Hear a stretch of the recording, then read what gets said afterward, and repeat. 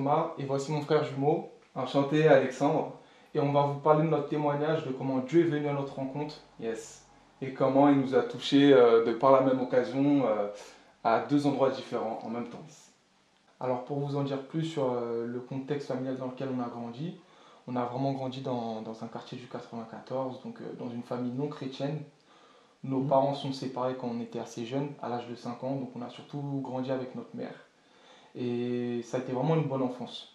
Une bonne enfance dans le fait où la diversité, il y avait de la joie dans ça. On était souriants, on aimait beaucoup le sport, on faisait tout le temps des foot avec nos amis. Franchement, c'était vraiment une bonne enfance. Et même notre mère, alors qu'elle nous élevait tout seul, elle nous a toujours tout donné. Que ce soit en termes d'éducation ou en termes d'amour, elle a toujours fait le maximum pour nous. Même notre père, en vrai, on ne le voyait pas souvent, tous les 15 jours. Mais voilà, il a fait du mieux qu'il pouvait. Je me mets à sa place, je me dis que même pour lui, c'est de voir ses enfants, sa propre chair, de les voir que tous les 15 jours, qu'un week-end sur deux, forcément, ça doit être lourd à porter.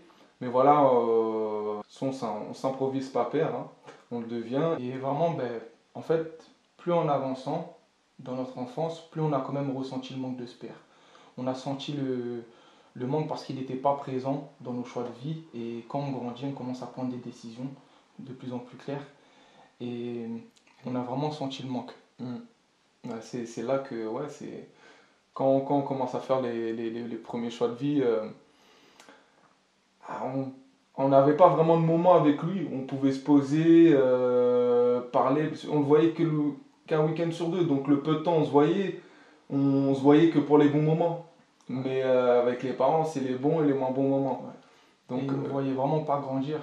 Ils ne voyaient pas notre évolution sur le côté. On partageait des bons moments, mais ils ne voyaient pas notre vie au quotidien. Et en gros, en grandissant, on a vraiment commencé à voir une différence. Même le fait de grandir en quartier nous a vraiment fait évoluer avec une mentalité différente de celle des autres. Ouais, c'est-à-dire, pour reprendre, en fait, à la fois c'était une richesse, mais à la fois, il y a un sentiment d'injustice. On ne sait pas trop pourquoi, mais il y a quand même un sentiment d'injustice. Même nous, on ressentait l'injustice parce que on voyait notre mère, elle était seule pour nous élever. Après, il y a notre beau-père qui est venu par la suite. Mais on a vu qu'à certains moments, elle a peiné. En fait, on ressentait quelque chose, on ne comprenait pas pourquoi. Et ben, en fait, ça arrivait au collège. Au collège, alors pourtant on était plutôt bon élève, hein, à ce niveau-là, mais il y avait un sentiment d'injustice qui planait, que ce soit à l'extérieur dans nos vies de tous les jours ou même au collège, il y avait un sentiment d'injustice. Et ouais, on avait vraiment ce sentiment au quotidien, et justement ce sentiment nous a poussé à faire des choix qui n'étaient pas bons pour notre vie. Donc on a commencé à avoir des problèmes de comportement, surtout au collège, en se faisant exclure une première fois, puis une deuxième fois, jusqu'à se faire exclure définitivement, parce qu'il y avait vraiment une incompréhension, même avec les professeurs, alors qu'on était plutôt bon élève. Mais il y avait une incompréhension entre ce qu'on vivait à l'extérieur et le cadre même où on était à l'école. En fait, même quand on m'en parle, en fait, il faut savoir, s'il y a un adulte, que ce soit un professeur en face ou non, dès qu'il y avait un adulte qui se mettait à mentir ou il y avait quelque chose, en fait, on montait tout de suite au créneau et il y avait une confrontation. Et toutes les fois, on s'est retrouvé dans le bureau du proviseur, où on a été exclu plusieurs jours, on est passé en commission disciplinaire. C'était parce qu'en fait, à chaque fois, il y avait eu un clash avec un prof, parce qu'en fait, on n'acceptait pas, comment dire, ils n'étaient pas légitimes en fait. C'était vraiment un trop gros décalage par rapport à ce qu'on vivait. Et en fait, de voir que nous, on vivait des choses qui étaient peut-être difficiles à l'extérieur, et de voir que même des adultes qui sont censés être des autorités nous mentaient et avaient des attitudes qu'on n'acceptait pas forcément, et ça jouait beaucoup dans les problèmes de comportement qu'on avait. Donc on était toujours dans la confrontation en fait avec eux.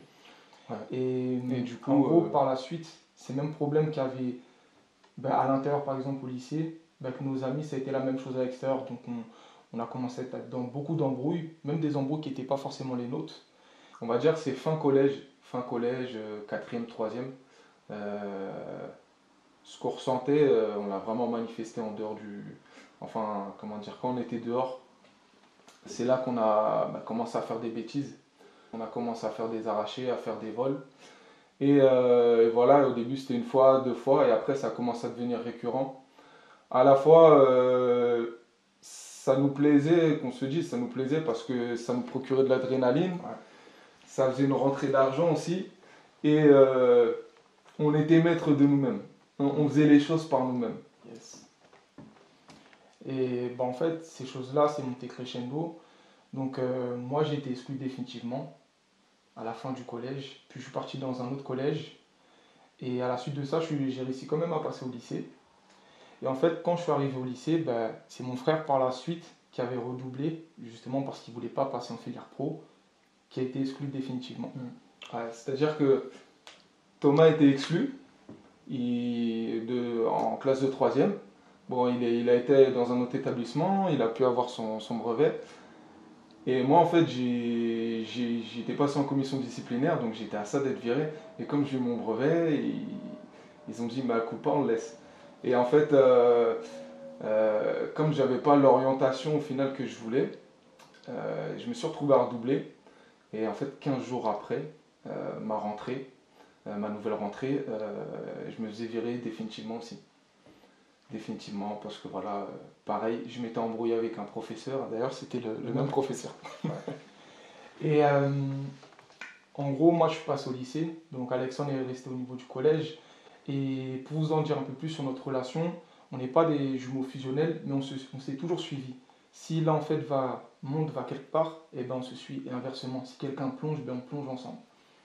Et en gros, quand moi je suis passé au lycée et qu'Alexandre est toujours resté au collège, il y a vraiment comme une fracture, il y avait eu quelque chose.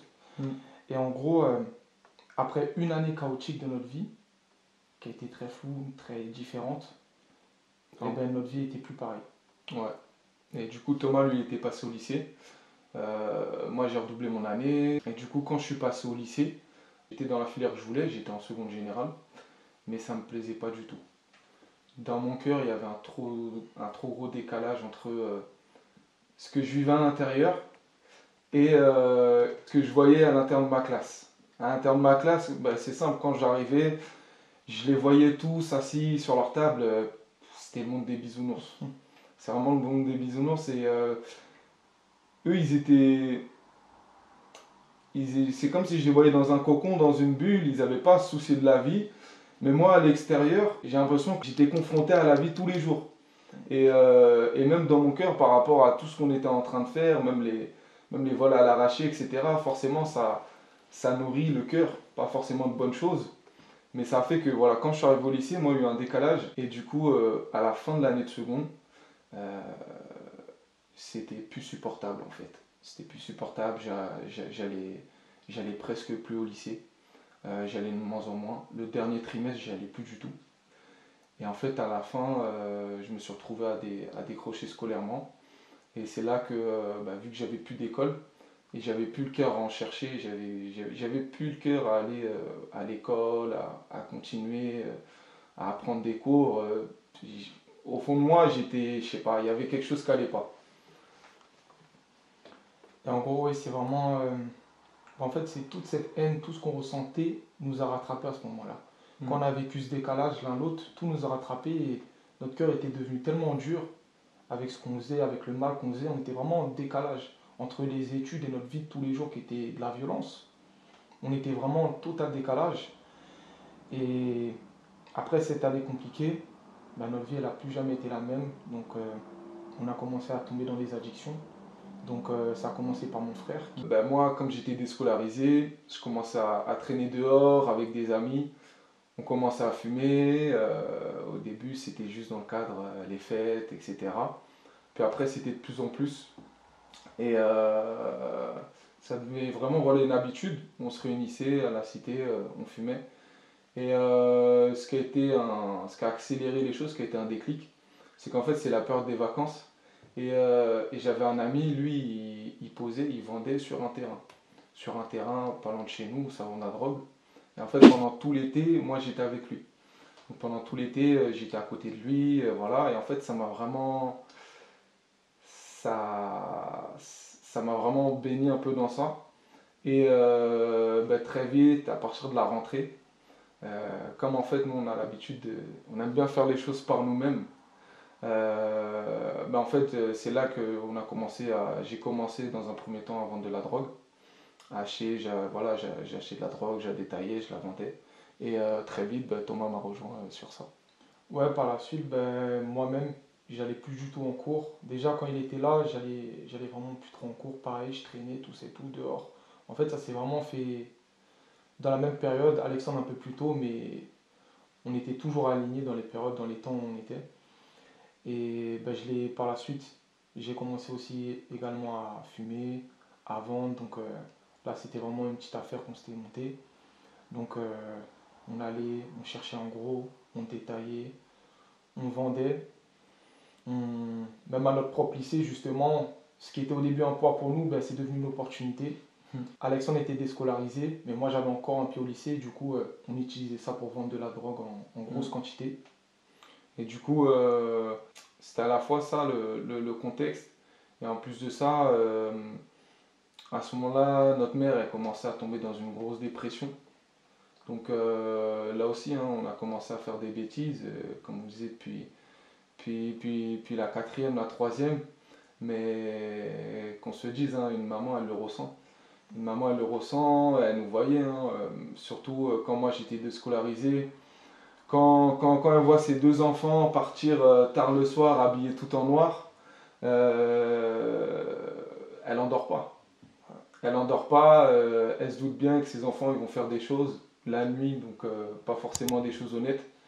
Et voilà, en fait, c'était un peu un sentiment de tout. C'est-à-dire qu'à la fin, là, comme notre mère elle commençait à tomber vraiment dans une grosse dépression, elle prenait des médicaments, au fond de nous, on était encore plus en colère sur ça. Donc ça accentuait ce côté-là en nous, cette colère.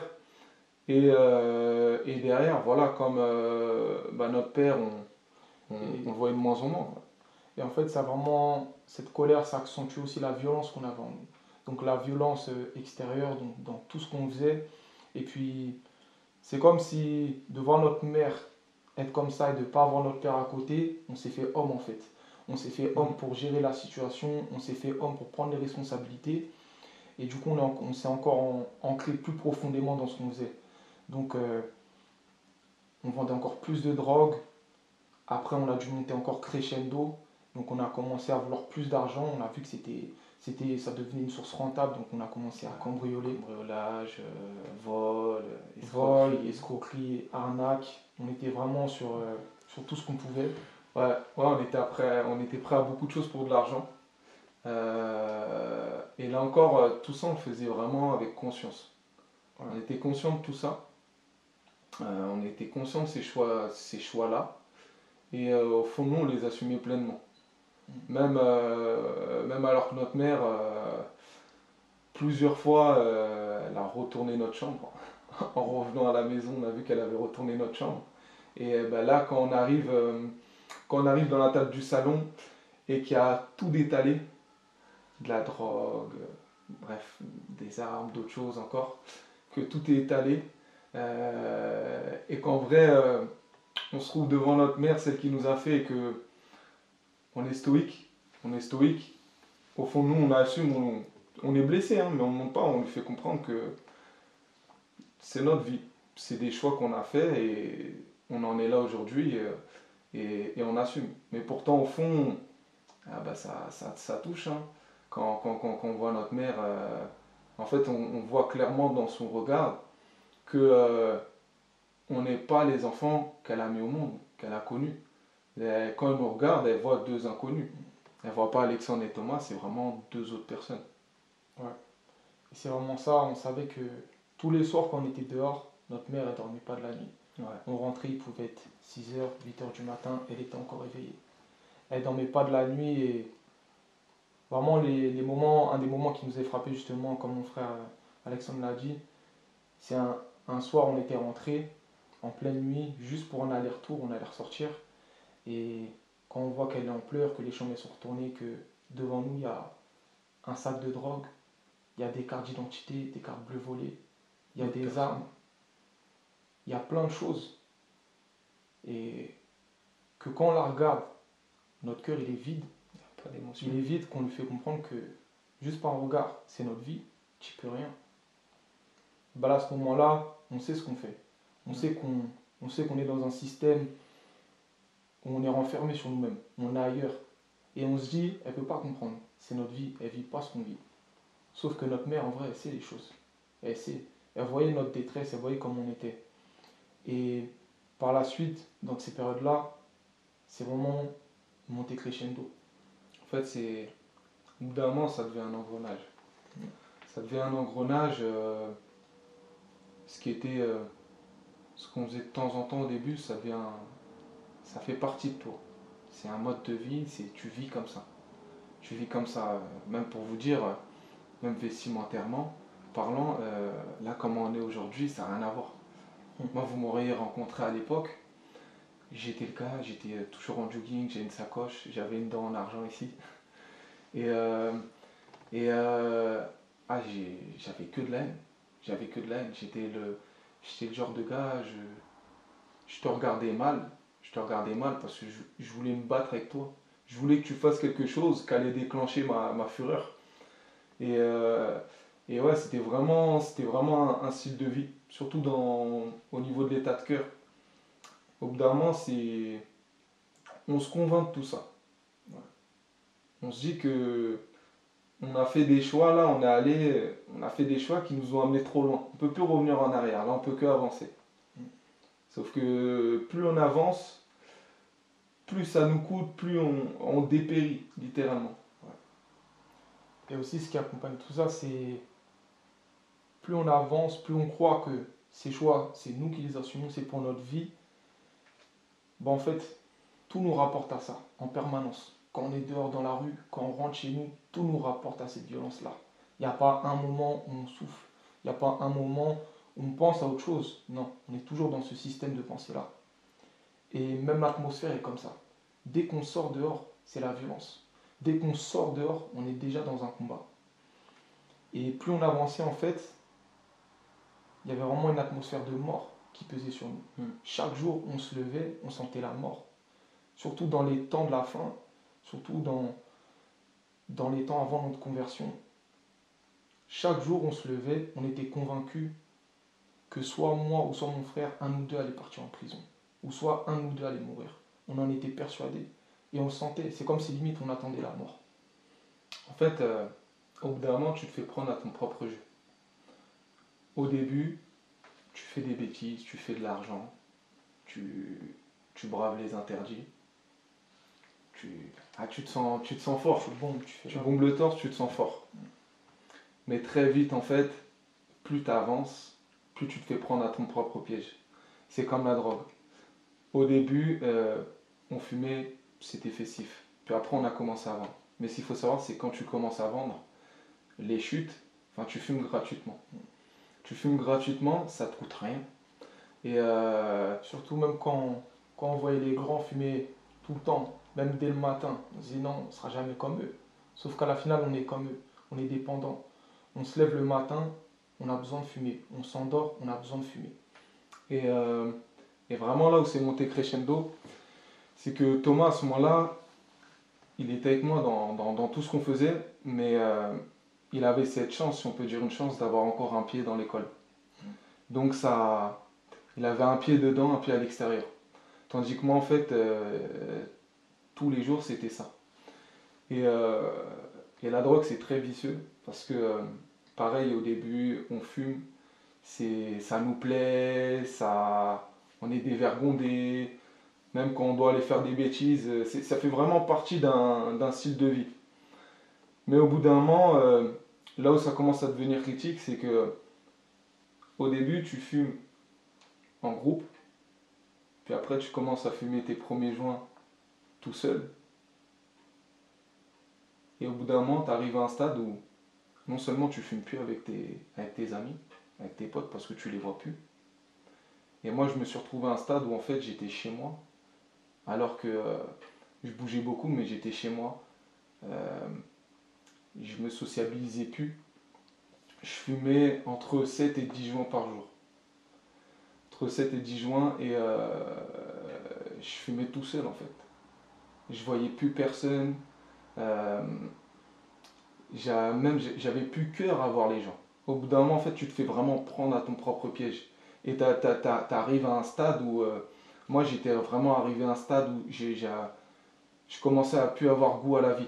Je voulais plus voir mes amis. J'avais même peur de sortir de chez moi. Euh, J'étais arrivé à un stade, quand on fait des bêtises, forcément, on est toujours sur nos gardes. J'étais arrivé à un stade avec la drogue. Et j'étais parano. J'étais parano, même avec le recul, je peux même dire qu'à cette période-là, j'étais même devenu agoraphobe. J'avais peur de sortir dehors, j'avais peur des autres.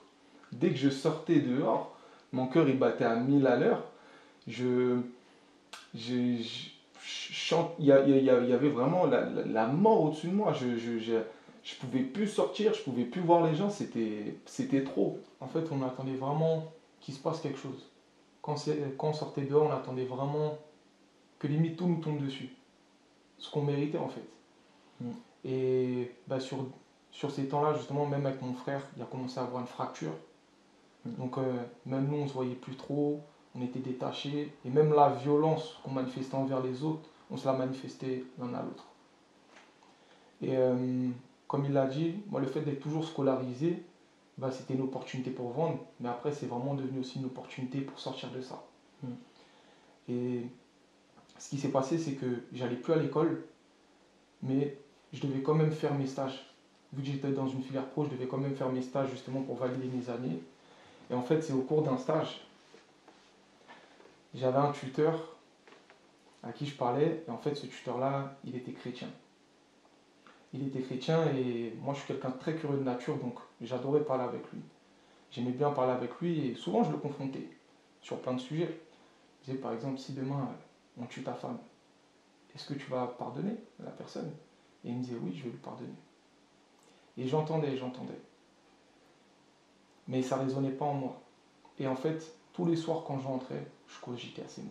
Je cogitais à ce qu'il me disait, je cogitais. Mais ce qui me frappait le plus, en fait, c'était même pas les mots qu'il utilisait. Ce qui me frappait le plus, c'était l'attitude qu'il avait tous les jours. Quand il venait au travail, il avait la paix. Quand il venait au travail, il avait une joie en lui. Une joie qu'on ne sentait pas naturelle. En fait, c'était ce qu'on avait perdu quand on était plus jeune. Ce qu'on avait, ce que notre mère nous avait donné quand on était plus jeune, c'était ça. Et là, ce que je voyais en lui, c'était ce que j'avais perdu. Et en fait, en parlant avec lui, un jour j'ai eu une question, et depuis ce jour-là, ça a vraiment changé ma vie. Je lui ai posé une question, je lui ai dit, mais tu sais, tu me parles de Jésus, tu me parles de Dieu, tu dis qu'il envoie des signes à tout le monde, qu'il nous connaît et qu'il donne des signes à tout le monde. Si demain, moi, je suis devant lui, je me retrouve en haut, je vais lui demander, je vais lui poser la question, quel signe tu m'as envoyé? Il va me dire, ben, tu vois, ton tuteur de stage, je te l'ai envoyé pour parler de moi. Et quand il m'a dit ça, en fait, c'est comme si ça m'avait bloqué, comme si tout me tombait dessus, et j'ai vraiment cogité. Et en fait, ça faisait même déjà un petit moment. Vous savez, quand on est déjà seul, quand on est au fond du trou, c'est là où Dieu nous cherche le plus. Quand on est au fond du trou, c'est là qu'on sent sa présence. En fait, on ne peut pas douter que Dieu n'existe pas. Et c'est là surtout qu'on voit ces signes. Donc il est venu, il s'est révélé à moi à travers un tuteur de stage. Mais je sais qu'il y avait d'autres signes avant. Je sais qu'il n'y avait pas que ça et que quand il me voyait au fond, je sais qu'il posait son regard sur moi. Et qu'il me cherchait déjà. Par plein de contextes après, plein de situations différentes. Mais je sais qu'il me voulait. Ouais, et bah, à ce moment-là, comme il disait Tom, il y avait une fracture, donc on ne se parlait plus du tout. On était à la maison, on était devenus des ennemis. Même avec nos parents, et c'était vraiment, on était des ennemis. Et moi, je ne savais pas qu'il lui arrivait ça, de son côté. Et en fait, du mien, bah, j'étais toujours dans le contexte du quartier.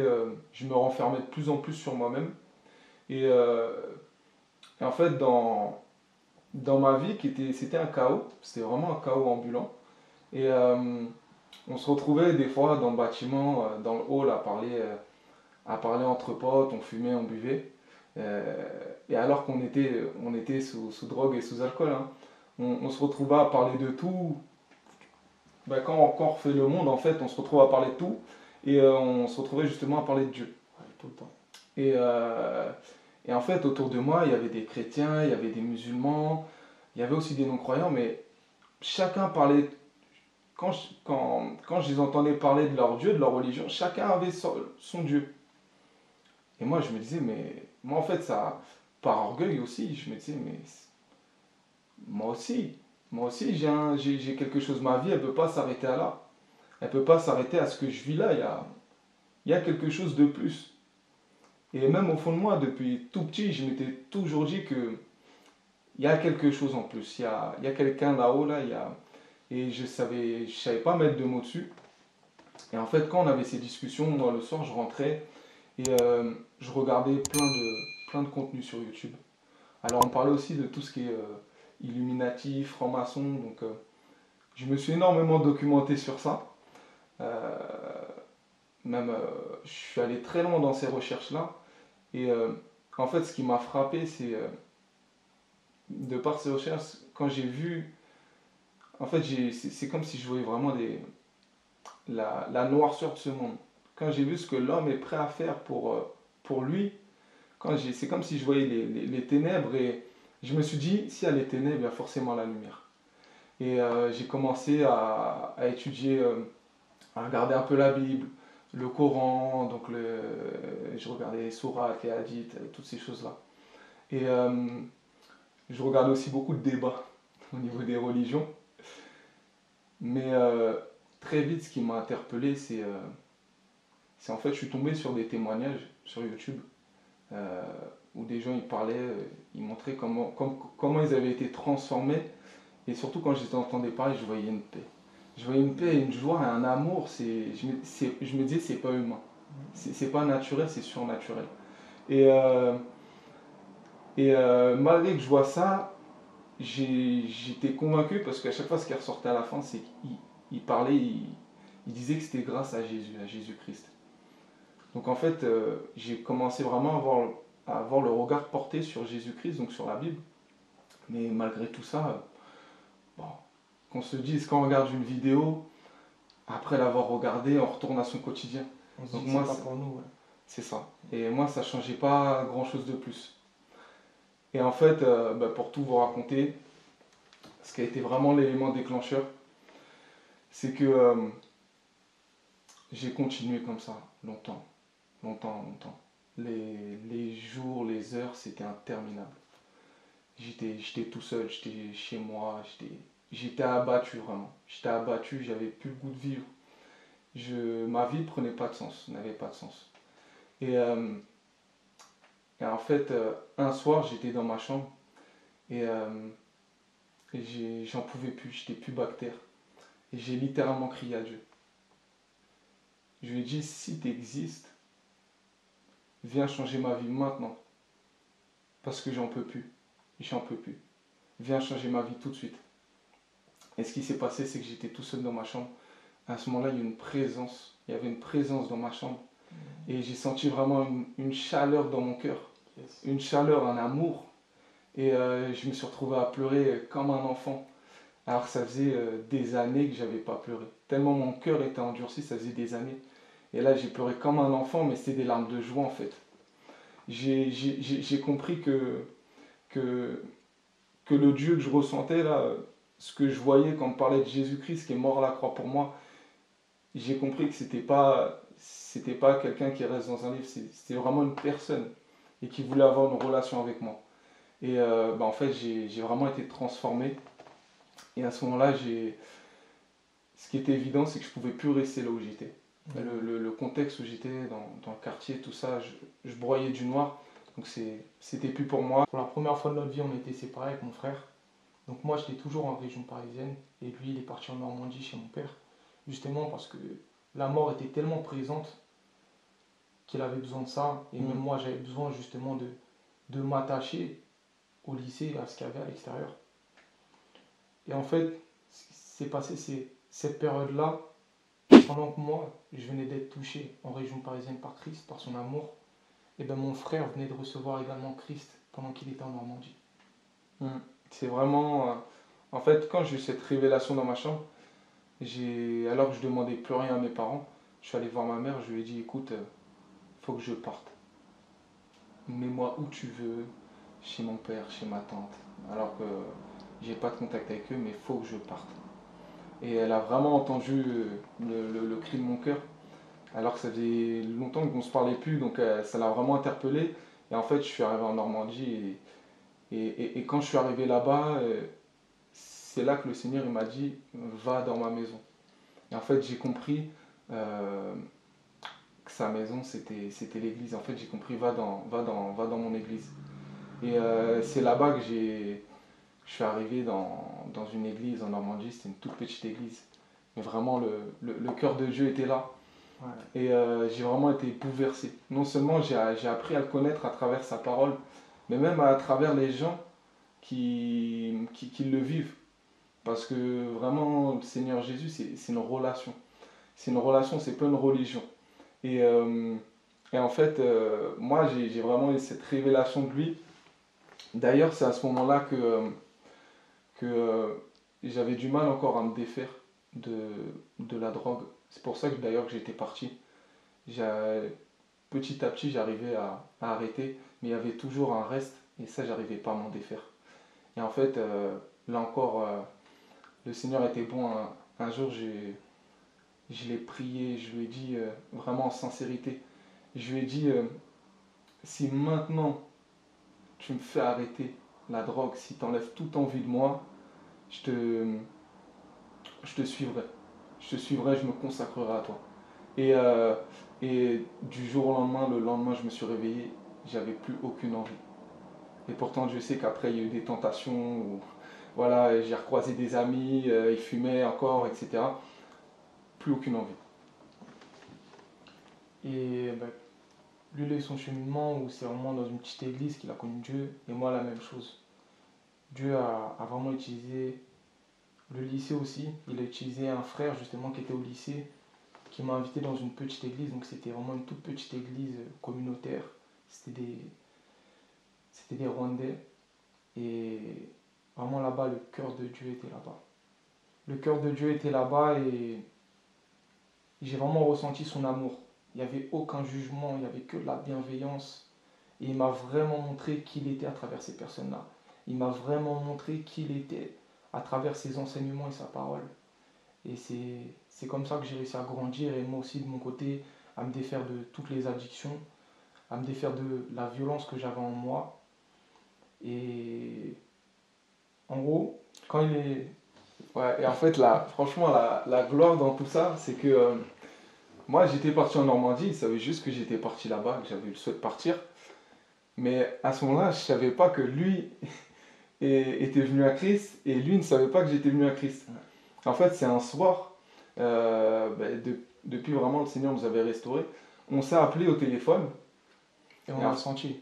On ouais, a senti le changement dans notre cœur. ça se passait de mots. Déjà, les cœurs étaient alignés et je sentais une paix en lui, mais je savais que c'est pas une paix qui pouvait être, qui venait des hommes. C'était une paix, ça peut venir que de Dieu. Dieu.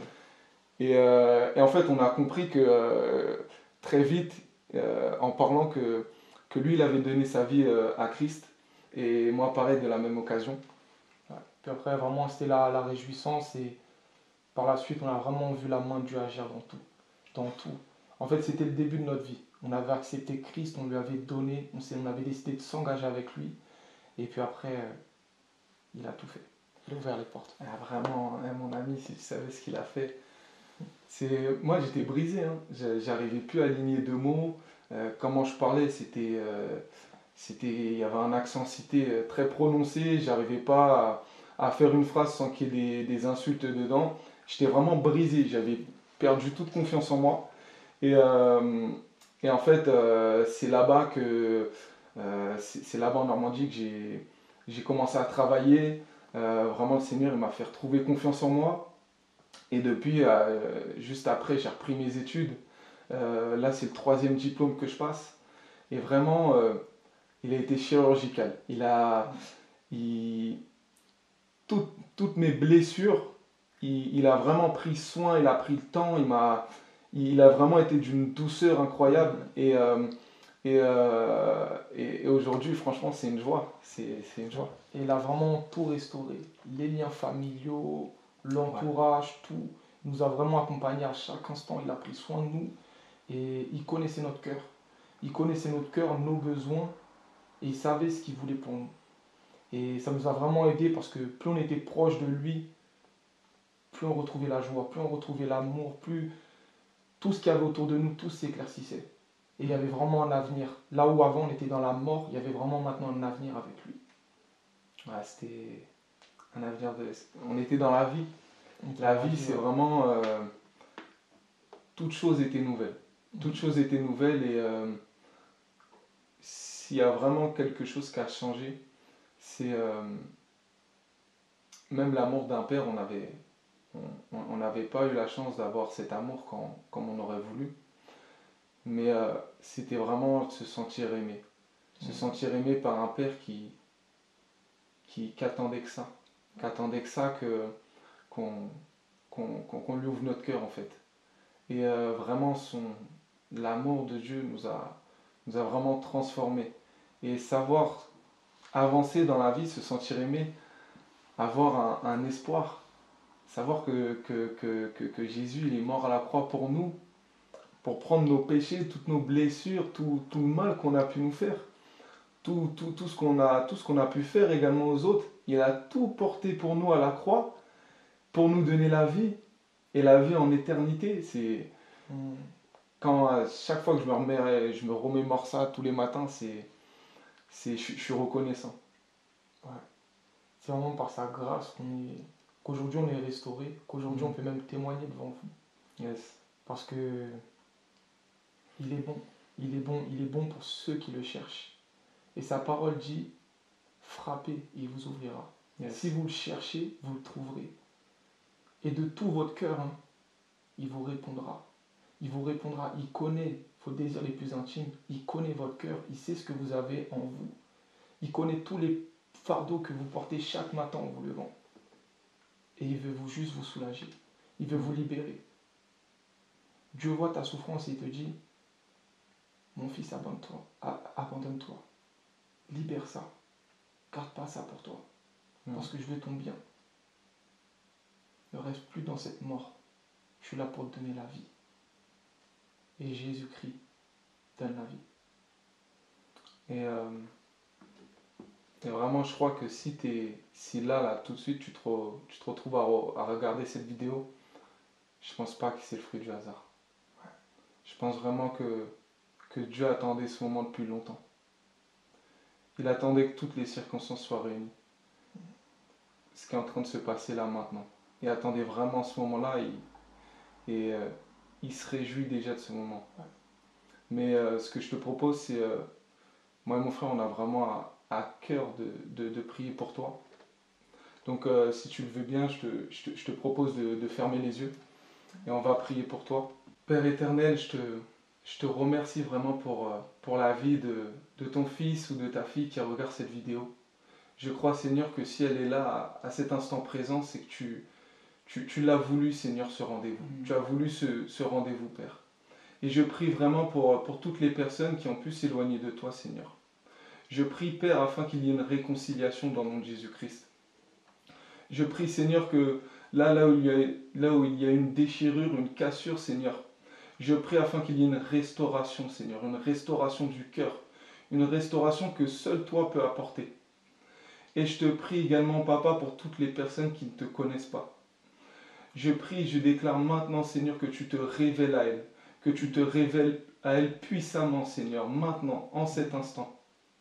Seigneur, qu'elle ne puisse pas douter que tu es vivant, tu te révèles maintenant à elle, Seigneur.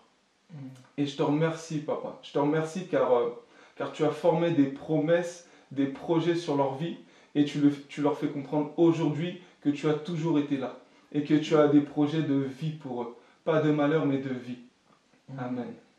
Et je prie pour toi aujourd'hui qui regarde ce message et qui ne te sent pas à sa place. Je prie pour que l'amour de Jésus-Christ soit ton partage. Tout de suite, saisis-le. Il est palpable, tu peux l'attraper. Il est pour toi. La parole dit qu'il a formé des projets de vie pour toi et non de malheur. accepte cette vie. Yes. Car il te désire ardemment. Il te cherche puissamment. Et je prie, Papa, pour que tu viennes gagner, tu viennes toucher ces cœurs. Pour que tu viennes les restaurer en profondeur. Yes. Tu connais leurs cris, Seigneur. Tu connais leur détresse. Et aujourd'hui, tu veux leur montrer ton amour. Alors toi qui es derrière ton écran, qui ferme les yeux, saisis ça. Saisis cette parole, saisis cette opportunité, cette chance de changer ta vie. Tu as une chance aujourd'hui. Maintenant. Et ta chance s'appelle Jésus-Christ. Amen. Alors saisis-le, car il t'aime. Et il est ressuscité pour toi. Alléluia. Amen. Dans le nom de Jésus-Christ. Amen. Amen. Merci d'avoir prêté attention à notre témoignage. C'était vraiment une joie de te le faire découvrir. Et voilà, vraiment, sois béni dans le nom de Jésus-Christ. Et que tout ce qui a été dit aujourd'hui, saisis-le, car c'est pour ta vie. Yes. Et ça sera ton partage dès maintenant, au nom de Jésus-Christ. Amen. Dieu est Salut. bon. Yes. Salut.